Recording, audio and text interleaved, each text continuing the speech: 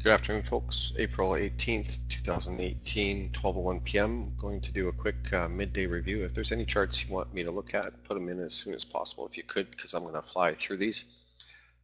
There's lots of study going on here at my desk today with the markets. So basically the reason why there's a lot of study is that oil is way up, of course. Sorry, I just had somebody walk through my office here. Oil is way up, but we have targets for 2018 and around 74-ish, 74.50, and we've been publishing that. And this particular time cycle, it's getting close to fairly significant resistance. So I'm thinking we will probably see a pullback here. We're going to see some we're going to see some retracement. The S&P, its model. Where's the S&P? Its model is divergent. It hit the target zone early. It wasn't supposed to get there until April 18th at 2 o'clock. That's today, and it got there at on the 16th. So it was a couple of days early. Nothing, not a big deal, but it's we're expecting it to come back down to where it should have been and possibly do a retrace. So nothing serious. I think we're just going to see a stall, a bit of a rest, some profit taking, et cetera, et cetera. So I went into gold this morning. We have 26 positions in play right now, and we're making the broad kind of turn from extremely bullish and winning every single one of those positions have been on the right side. And we're starting to send out alerts for some hedging. We're watching volatility really close right now, running models on it. Sent out alerts for miners and gold this morning. And so we're just making a bit of a turn, get a little safer, trimming as we go, and yeah. So what am I saying? There's a few stragglers here that have alarmed today. We had a really heavy bull run for us in terms of our plays over the last couple of weeks, and we haven't had a session, a time period like that since when Trump became president. That period of time, the quarter and well, 2 quarters after that was really, really good. So anyway, it's been fantastic. We're protecting profits, and so I'm studying the other side of the top and some retracement. So we're building out models for potential retracement. So there's a lot of study is what I'm getting at, and so here's the late stragglers for what we were watching. Google. So we alerted its play here up over 1,041.13, and then another resistance at 1,045.96, basically 1,046, up into the next resistance 1,07770. Hit the 100 MA on the daily, came off, and now it's basically using that as a pivot. We're targeting 1,102.78 on July 2nd, so nothing serious. If it gets much more bullish, you follow the 2 arrows up, and that would be July 2nd. So there's a bullish target at 1210.37, and then its most extreme possible target on the model is 13-ish, and that's for July. So that's Google. That's one that we're watching. FSLR, it's in a break of previous highs. I like it a lot, so I want to work on this model today. There isn't one here on the chart, of course. So that's on very high watch. AXP, American Express, we've done really well in over the last year and a half. It's alarmed. It's basically a breakout of previous highs if it goes. We do have a model for it, and so if we take a trade, we'll publish the model to the members. I like it, but we got to wait and see how today goes. So GREK, we've been all over this all through this process, and it just has never got a serious uplift, it's sideways up, and so we just haven't got into it because the return isn't nearly as good as the other stuff that we trade. I do like it still. It's up against some resistance historically.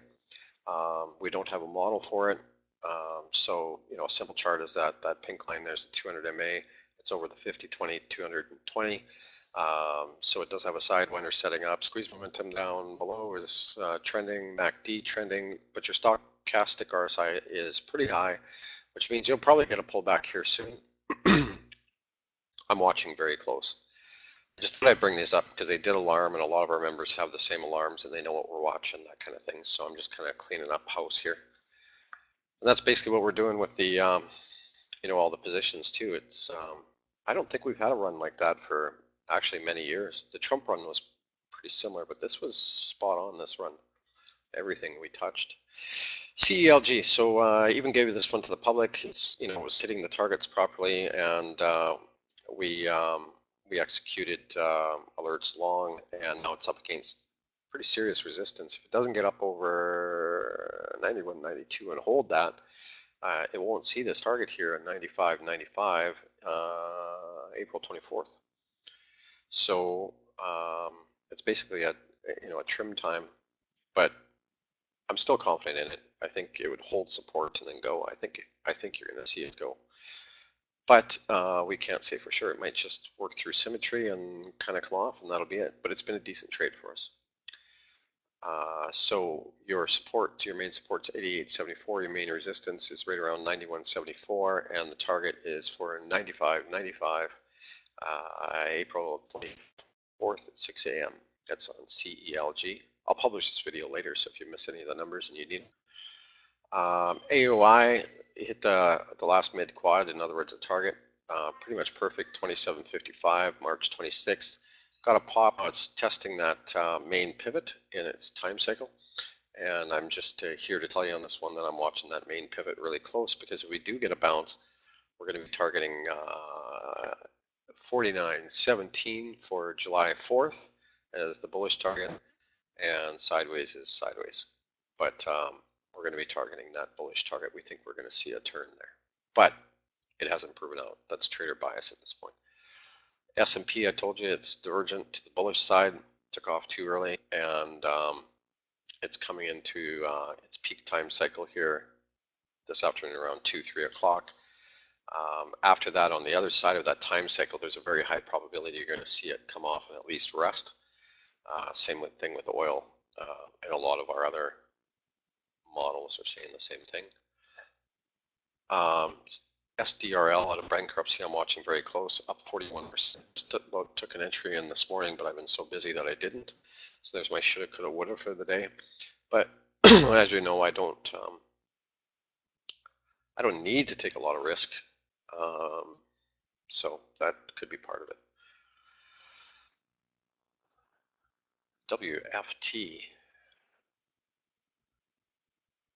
Now we have, I think, 3 Dave members, and you could be a guest. So if you're a guest, welcome.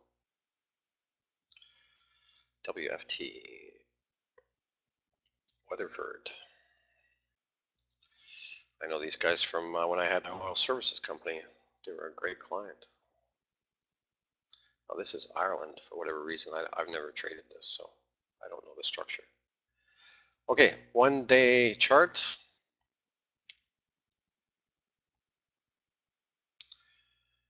Easy to tell what that chart does. It goes down, but Schumberger. I'd have to read through this a bit and see how they're doing. On a personal note, they were one of my favorite clients back in that day. Squeeze momentum on the day is green, so it's been trending for 4 days. That's bullish. MACD's bullish, trending. Stock RSI is really high, but the thing with stock RSI is, that's buyers and sellers, and that can stay high for a long time. It's up over the 20 and the 50. It's cradling in the 50. If I had to guess, unless oil, really tanks, but if I had to guess, you're going to see that 100 MA at very minimum fairly soon. And by the time they converge, you're probably at about $3. Today it's 318. The 100 MA is at. So you got a serious resistance at the 100 MA at $3. As far as your historical resistance, that coincides too. It's kind of a decent chart actually from a bottom play perspective, especially because that squeeze momentum's up. The last time the squeeze momentum was up, you got the pops to the 200, tested the 200, it came off. And yeah, let's take a look at this weekly. Stochastic RSI on the weeklies turned up. MACD is about to turn up. Stock RSI, it's hard to say. So your first resistance on your weekly is just over $3 too. So I would say that 3 to 310 range is your resistance. It gets up over that, and you're going to go to the next. Where's your daily? And you know the thing is, oil gets 74.50, like where I think our forecast is 74.34, something like that, in that range. If it does get it, you know, this will probably get up even over the 200 MA. So actually, I appreciate you bringing that in because I'm going to watch this one. It's a pretty good setup when you consider what oil's doing right now. Cool. Anybody else have any? I don't think there's any coming in here. So I'm gonna cut it at that. That's a quick midday today, but I just wanted to review what we were looking at. If you want to see what plays we're in, we have 26 open plays. I'm gonna publish videos tonight. If you look at the YouTube channel and then you know, the different reports and stuff that will come out, they're there. You can always go to the blog. You can get a feel for what we're in, but I'll tell you, most of it we're trimming out of and round topping it in expectation for a rest, and we're going to start looking much more serious at volatility and the metals and related. However, if oil gets up over its trading range resistance, I'll just tell you what it is right now on EPIC's model. Now, keep in mind, this is FX US oil WTI, right? So this is FX charting. 68.92 is the range resistance, and those are very important. So basically, call it, you know, 69 is going to be, and it got close today, 68.42. So it was within 50 cents of that major resistance. If it gets up over that major resistance for any amount of time, then, you know, we keep going, but we think it's going to rest. Okay, so have a great day, guys. I'm going to hop into a meeting and then do my homework. Talk to you later. I'll be around if you need me. Bye-bye.